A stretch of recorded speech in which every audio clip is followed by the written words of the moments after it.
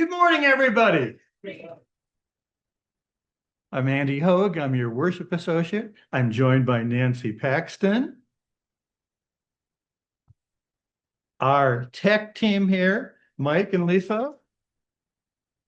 And Michael, our music director, and Pete, our pianist. And today we've got a real treat because in place of our usual offertory music, they're going to be doing some live music for us. Very, very special.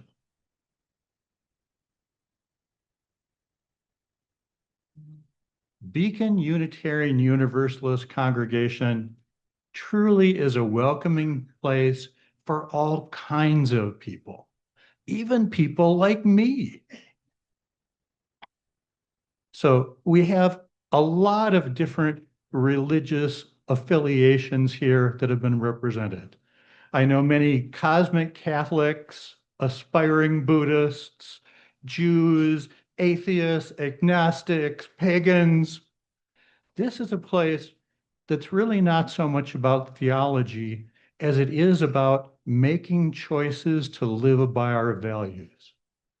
And every Sunday when I come here, I get reminded of what those values are. I read the newspaper and I go, oh, they're doing it again. But I come here and I get reminded there are intelligent, compassionate, truly caring people who like to have fun together. So thank you for being here. Today I'm going to be talking a lot about love, but I won't be talking so much about who you love as how you love. But who you love is also an important part of our diversity. In the United States, about 3% of men identify as being gay, about 1% of women identify as being lesbian. But then there's this whole uncounted group of people who are bisexual, trans, non-binary, queer, asexual, and other. Other is a big category. When I talk about being in love, love is love, whether it's gay, straight, bi, whatever it is. Love is love. I had the privilege of working with individuals and couples when I worked as a psychologist. What I found was that most of the issues they had were the same issues I and other straight people had. Wasn't that different? Except that they grew up in a world of shame and oppression. That's difficult to get past. But one of the reasons why I care so much about this congregation is that we truly welcome everybody. This is a safe place to be in a world that gets crazier every year. It's a place to remind you of who you are and what we stand for. So let me let our chalice here.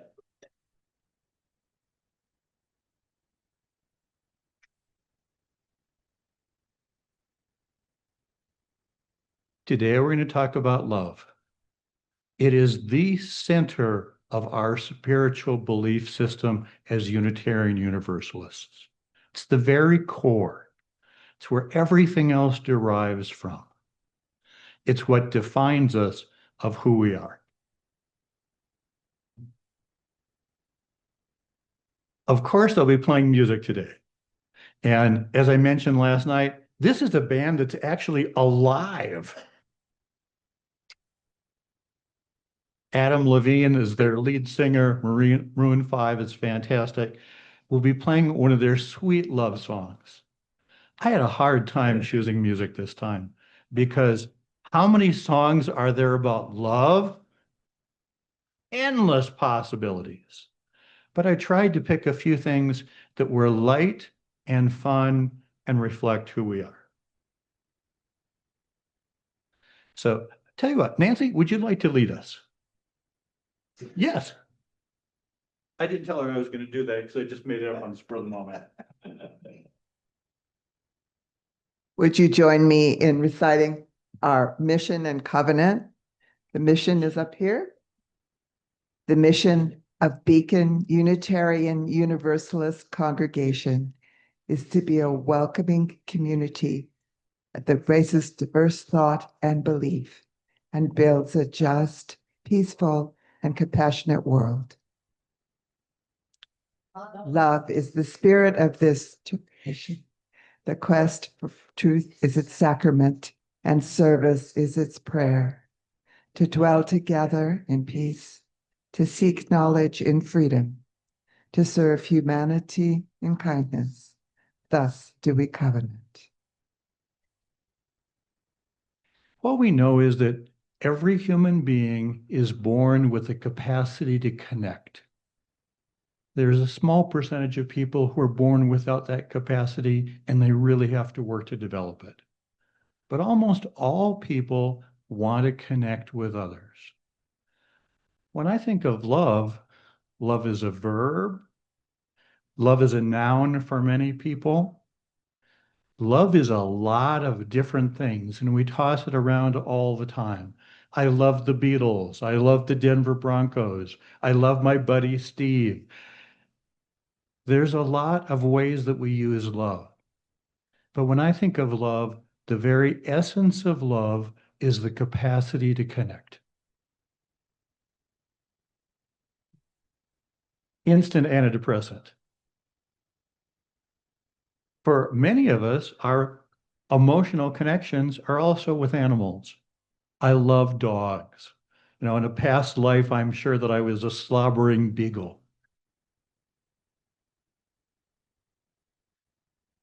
For a lot of people, they're better at connecting with animals than they are with connecting with other people. And that's just fine. Love is love. And that's what I want to keep saying again today. Love is love. It's how we connect. Now, the difficulty is that for some people, those connections are difficult. Most of you know I used to be a psychologist. I heard lots of stories of child abuse, child neglect, people who did not grow up with the kind of family environment that would be optimal. And it hurts them. When people don't get a chance to connect in childhood, they don't develop that skill. Now, the good thing is it's a skill we can learn over time. One of the reasons why we come here on Sunday is to get better and better at love. Love is not an easy thing to do. It needs to be a verb. It needs to be something we do, and it needs to be refreshed, revitalized, and entertained.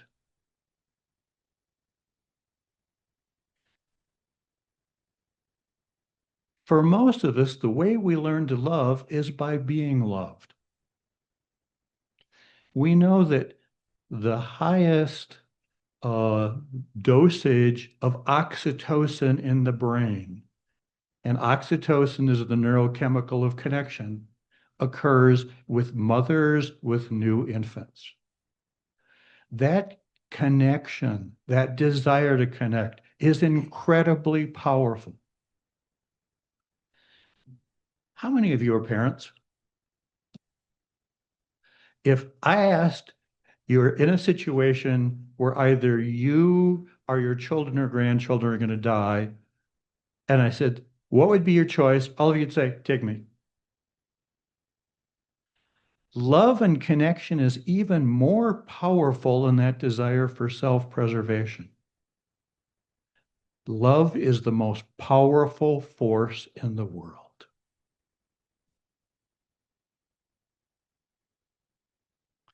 Much of the way that occurs is what psychologists call mirroring. Mirroring is seeing yourself through the eyes of another. So a child sees themselves through their mother's love, through their father's love, could be two men, two women. Believe me, I've seen every possible combination and they're all good, as long as there's love there. The opposite of that is shaming. I talked to lots of people who grew up in shame. Their parents were neglectful, or worse yet, critical. They were too fat, too dumb, too uncoordinated, too something, not white enough, whatever the world is telling them. But when we tell people they're not enough, it diminishes the capacity for self-love. And you have a hard time loving others if you feel like you're unworthy of love yourself.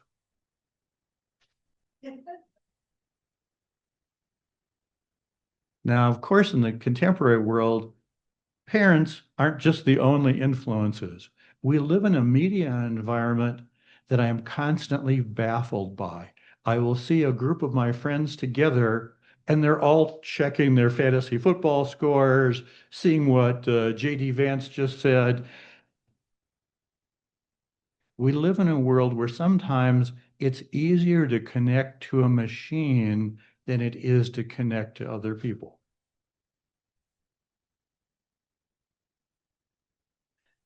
From there, if you were fortunate enough to have good mirroring, lots of love from your parents, lots of encouragement, you ideally get to be a sibling. Now, I experience that every day because most of you know that my daughter and my two grandsons live with us. Isaac is 6, Kylan is 9. This is what you see. They are best friends. They hug each other. They protect each other. And then they pick up weapons and they choke each other and they break out in tears. And then I come running and, oh, we were just having fun. How many of you have a sibling? My sister was 2 years younger than I am. I've only been in 2 fights in my entire life. I'm a very pacifistic person, but one of them was I broke my sister's nose. She still reminds me of that. She also reminds me that I was the favored child and that she still calls me Saint Andrew.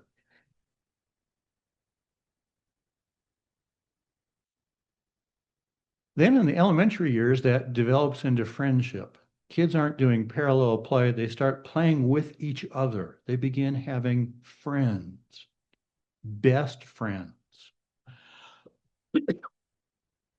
But it's also a time of being ostracized. Kids can be really cruel to each other. Developing friendship is essentially that step for what it means to connect to another person that's outside of your family.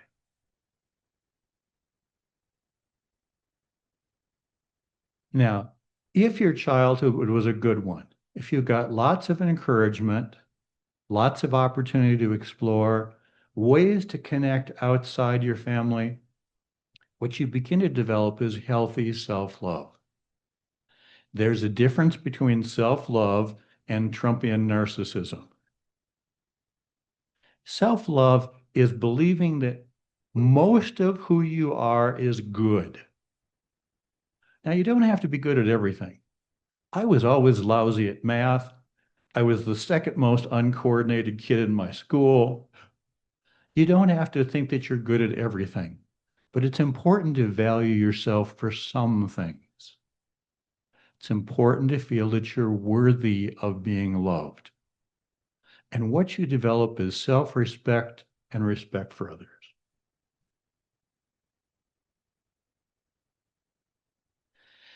Now, if you survive elementary school, you move to the terror known as middle school. I knew some people who middle school, high school, that was the highlight of their life. And it's the stories they're still telling, it's the lives they're still leading. A quarter of the people in the United States marry their high school sweethearts. But the truth is, teenage love is really complicated, especially now.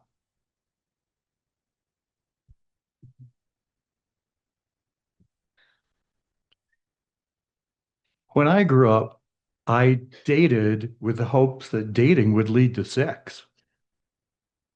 Nowadays, I know a lot of kids who are having sex hoping it will lead to dating. The relationships now are more complicated than ever. You're part of a generation where the good part is there's not rigid roles and lots of rules. The bad part is there are frequently no rules. Everything is being made up. The world is online. You think that your next love will be a swipe away on your cell phone, but it also means you can be blown off by a text message. It's a complicated world.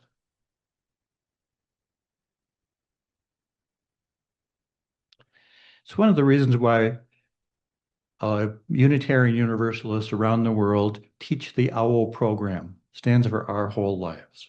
It's a human sexuality program for middle schoolers, high schoolers, but I'm thinking more and more young adults really could use some support and guidance too, because it's difficult out there.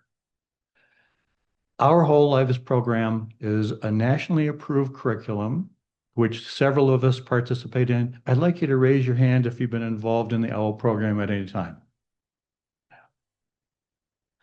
And a lot of what we talk about is love and safety, how to be safe out there, how to respect yourself and respect others. Because if you have high self-esteem and assertiveness, it really helps you navigate an ever-changing world. That's love in this century. It's never been easy, but it's more challenging now than it's ever been. But the goal is the same. The goal is to give and receive love. So I'd like to take a quick poll, whether you believe it's easier to give love or whether it's easier for you to receive love. How many of you find it easier to give love? How many of you find it easier to receive love? You're a fortunate man. Did you see the hands around you? It's really easy for me to be loving. It's part of my nature. Every morning, I tell both of my grandsons that I love them. Every single day, they go, yuck. But they just have to accept that their grandfather is a marshmallow. But that ability to receive love, sometimes we don't think we really deserve it. Sometimes we think we're just lucky we found a partner that didn't really know us all that well. Because we know our faults and our failings, and we all have them. The challenge of self-love is accepting who we are now, and then to keep evolving. And every Sunday, we help people evolve in their capacity for love. Here's our UU value system, the one that always the print is too small for anybody to read. This is our jet pig. But the most important piece, love is at the very center. Love is at the center of all those other values. Patrick is right. They're not really beliefs, they're values. It's what we think is most important. And what we believe will evolve and expand love. Because that's what we're trying to do. We're trying to connect with other people, people who are very different, people who we disagree with, and trying to connect with the people in your own household.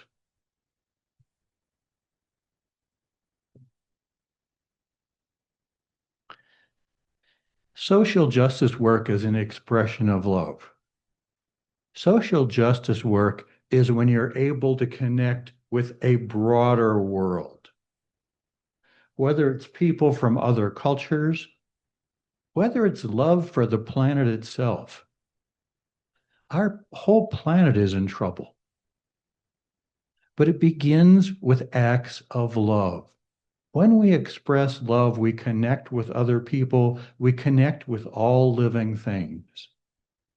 It means respecting all living things, with the possible exceptions of tsetse flies and Brussels sprouts. You don't have to love absolutely everything. Partnership. Most of us have reached the stage of partnership. We may have had a hard time getting this far, but most of us are in partnership relationships, gay, straight, whatever. Falling in love is wonderful. It is oceanic. It is elating. Being in partnership is work. Means that you constantly have to bring your best self. And I don't know about you, but there are days when I want to be selfish and just ask my wife, can she make dinner for me and bring it to me in front of the TV? We're all like that. But what's kept my marriage a happy marriage for 35 years is I put my wife first and she puts me first, and that works. I forgot to mention some of the ideas about ways that people love. Some of the ways that people love are expressions of affection, using words of love to another person. Too often, guys in particular say, hey, I told you that last year, it hasn't changed any. That's not enough. You need to keep talking words of love. Second is touch. Most of you know I'm a hugger. So I try not to impose my hugs on people that are kind of standing back. But we have some wonderful huggers in this congregation. Lisa is one of them. Because we need physical touch. We need non-sexual physical touch our entire lives. Touching is a powerful way of expressing affection. Quality time. The one where I have an absolute failing is giving gifts. I'm like most guys. I ask my wife, so what do you want for Christmas? She doesn't want anything. She asked me what do I want. I already got everything I want. So then we sort of figure out, well, so what should we spend our money on and not spend too much money? Gift giving, not my thing, but it is for some people.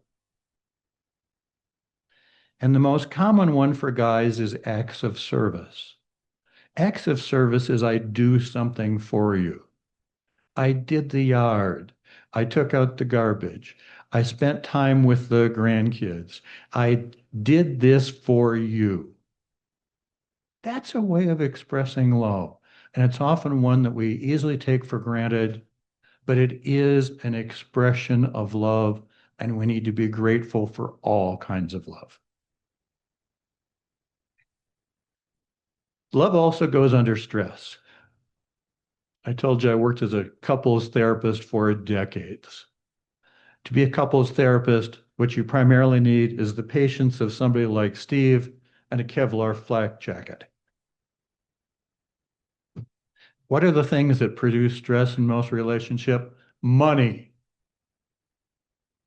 Very few people have enough of it to just feel comfortable. Lots of people in America are going to be struggling to have a Thanksgiving dinner this month.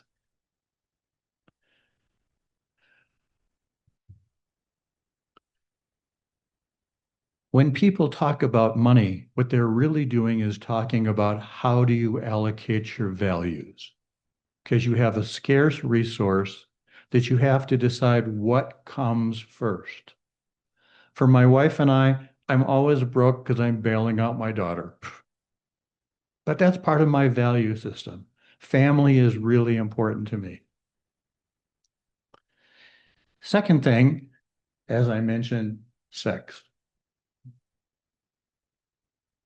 If love is complicated, sex is really off the charts because no two people like being sexual in the same way at the same time. Some people, like myself, have a high sex drive. Some people have a low sex drive. People who are asexual say, I don't get it. What's all the rest of you? But sexuality often is a challenge in relationships. And as we get older and our bodies don't function as well, sometimes sex is painful and it's really tiring. I've said many times I've reached the stage in my life where I'm a Don Juan lover because believe me, I'm Don after Juan.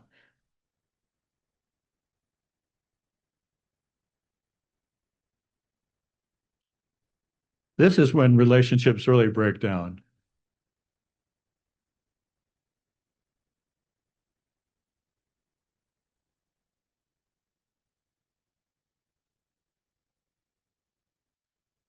I also think a lot of love is forgiveness. And Patrick has talked about this many times. We're all imperfect. There are days that I don't bring my A game. There are days when my capacity for love, I would rather take a nap. I would rather watch a dumb guy action film on Netflix. To be able to recognize that your partner will disappoint you. They will not be everything you dreamed your relationship will be. But if you can accept that, it gets better. It gets better because you forgive each other. I try to judge actions on intent. Sometimes my wife and I have disagreements, conflicts, but I know her intent is always loving. And when love is behind her actions, I can say, I'm sorry.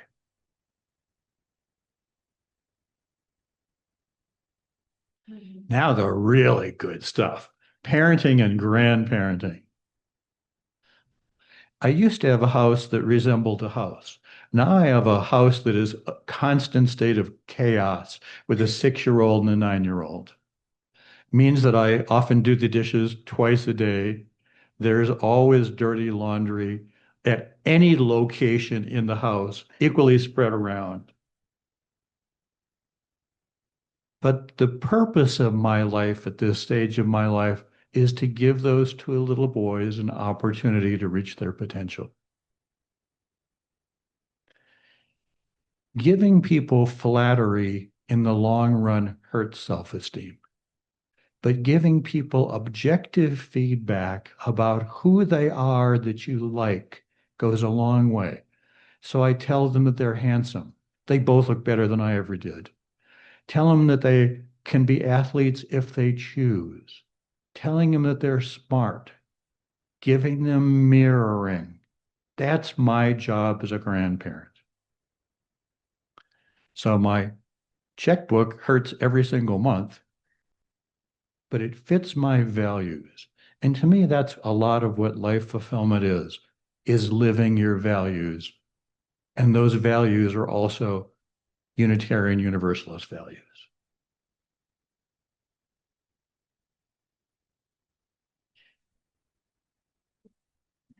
Wait for it. It's coming. Just everybody likes that slide. Next thing I want to talk about is enduring love. How many people here have been in partnership, again, gay, straight, whatever, for at least 20 years? How about if you keep your hands up if it's 30 years? How about if you keep your hands up for 40 years? I'd like you to stand now if you've been in partnership for 40 years or more. Please stand up.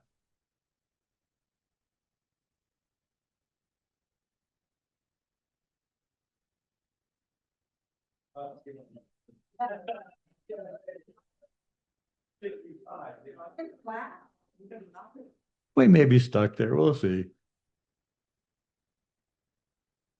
Enduring love is more of a matter of friendship and a business partnership. We know that when people are young, they marry someone who's their opposite. Opposites connect. As you get older, similarities connect. My wife and I both love science fiction. But we also have differences. I'm never going to get into knitting. I cannot persuade her to love the Denver Broncos. You want similarity, you want difference. By this point, you've also learned some of the art of compromise. Most situations you can find a middle ground, but sometimes you just have to take turns. It's my turn to step back and get you what you want and need because I love you, because that's my way of connecting with you. One of the things we deal with as we get older is disability. A lot of love is taking care of each other. A couple months ago, my wife had surgery. So I was chauffeuring the grandkids. I was chauffeuring my wife to medical appointments. She was always telling me, no, it's not that office, it's this office. I couldn't keep them straight because our bodies have changed. So those beautiful young bodies that were so attractive and so passionate when we were young, now they're older bodies. Passion is different, but intimacy and commitment are now the foundations of enduring love. Intimacy is being naked with someone in all ways. Intimacy is having shared history, shared secrets. It's that specialness. There's a sense of us. And commitment is we're in it for the long run. My daughter would often talk about her friends who are, you know, their parents are going through divorces and things like that. But I would let my daughter know, my wife and I are going to be your parents forever. So you might as well just get used to it. We'll see if this advances.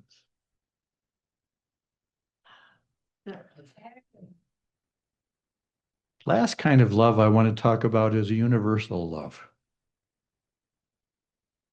One of the things I respect about Unitarian Universalism is we believe that all the major world religions have something of value. All the major world religions talk about love, compassion, acceptance. Now, unfortunately, those of us who are not as evolved tend to twist that around and things get political and we have our theological arguments and lots of silliness. But that core capacity to love, that's what holds human beings together.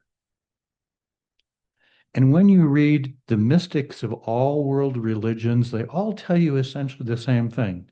There is a oneness to the universe. What do they mean by that? That everything is energy? Hindus would say everything is God. But that consciousness brings together oneness and turns it into the billions of dualities that form our material world.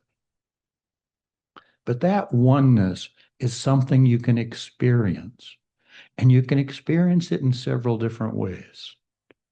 That's why I think of myself as a mystic. That oneness, some people attain it through meditation. Some people through the power of love. Some people attain it through their theology. For some people, it's coming here on Sundays and singing. There are different ways we experience oneness. Steve talks a lot about awareness. The awareness of oneness is very powerful and very moving. It can make you feel like a drop in the ocean of consciousness or a part of all things. But it is much of what holds me to having a spiritual perspective on the world. I happen to believe we always live in two worlds. We live in a material world and a spiritual world, and that both are real. Lots of theological differences about what is and what isn't. But I don't know about you, but when I'm gone, I still expect this world to go on without me. There is a material world governed by science, governed by economics, governed by history. But that spiritual world is why I am more than just a political activist, not just an idealist, but also someone who believes there's something to be found within which gets you in touch with that other spiritual dimension.